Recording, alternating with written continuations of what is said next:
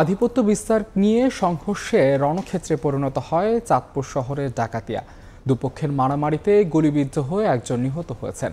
আহত হয়েছেন পুলিশ সদস্যসহ অন্তত ২০ জন। পুলিশ জানায়, মঙ্গলবার রাত ৯টার দিকে শহরের পুরান বাজারের মেরকাটিস রোড ও পাশে নিতাইগঞ্জ এলাকায় লোকজনের মধ্যে আধিপত্য বিস্তারের জেরে সংঘর্ষ শুরু হয়। এ সময় মাথায় গুলিবিদ্ধ হয়ে আল আমিন নামে এক যুবকের মৃত্যু হয়। খবর পেয়ে পুলিশ ঘটনাস্থলে পৌঁছে লাঠিচার্জ ও রাবার বুলেট ছোঁড়ে পরিস্থিতি নিয়ন্ত্রণে আনে। এ সময় পুলিশ সহ অন্তত ২০ জন আহত হন। আহত ২ পুলিশ সহ ৬ জনকে চাঁদপুর জেনারেল হাসপাতালে ভর্তি করা হয়।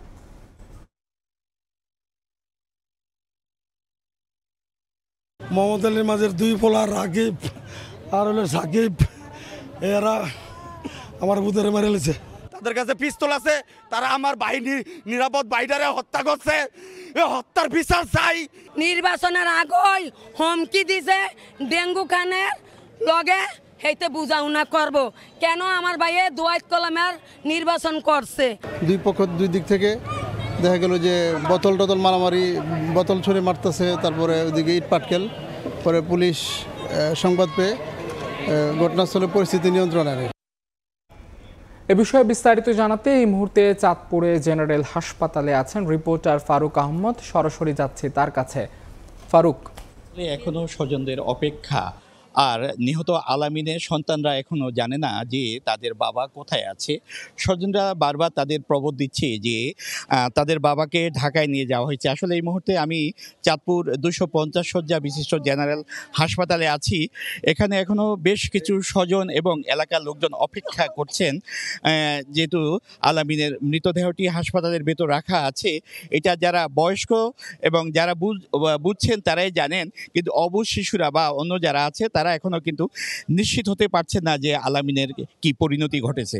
আজ রাত ৯টার পর ঠিক ৯:৩০ থেকে ১৫:১০টায় চাঁদপুর শহরে যে পুরান বাজার এলাকাটি আছে, অর্থাৎ একদিকে মেরকাটিস এলাকা, অন্যদিকে নিতাইগঞ্জ, এই দুটি এলাকার যে যুবকরা আছে তাদের মধ্যে মূলত আধিপত্য বিস্তার নিয়ে আপাতত আমরা এমনটি জানিয়েছি যে আধিপত্য বিস্তার নিয়ে দুপক্ষের মধ্যে ধাওয়া পাল্টা দেওয়া, পরে সংঘর্ষের ঘটনা ঘটে এবং এক পর্যায়ে সেখানে পুলিশ গিয়ে পরিস্থিতি নিয়ন্ত্রণ আনে। তার মধ্যেই কিন্তু আলামিন নামে একজন যুবক, যার বাবা ছিলেন আব্দুল মজিদ খান ডেঙ্গু, তিনি ১ নম্বর ওয়ার্ড পৌরসভা আওয়ামী লীগের সহসভাপতি।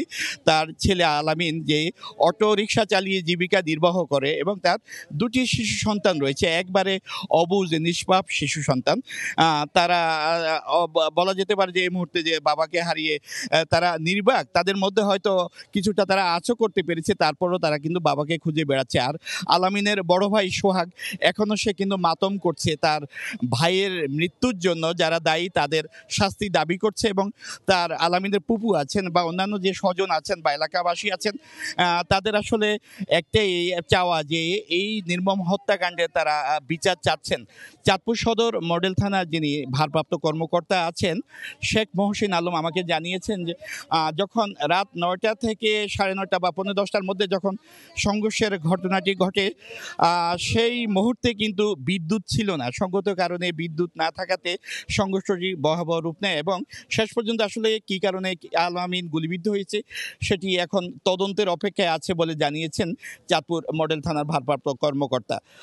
আর সবশেষ যে তথ্যটি হলো, এই পর্যন্ত পুলিশ সহ অন্তত ১৫ থেকে ২০ জন আহত হয়েছেন এবং এর মধ্যে বেশ কয়েকজনকে প্রাথমিক চিকিৎসা দিয়ে ছেড়ে দেওয়া হয়েছে, আর বাকিরা হাসপাতালে ভর্তি আছে। তো এই ছিল আমার কাছে চাঁদপুর ২৫০ শয্যা বিশিষ্ট হাসপাতালের সামনে থেকে চাঁদপুর শহরের পুরান বাজারের সংঘটিত ঘটনার সবশেষ।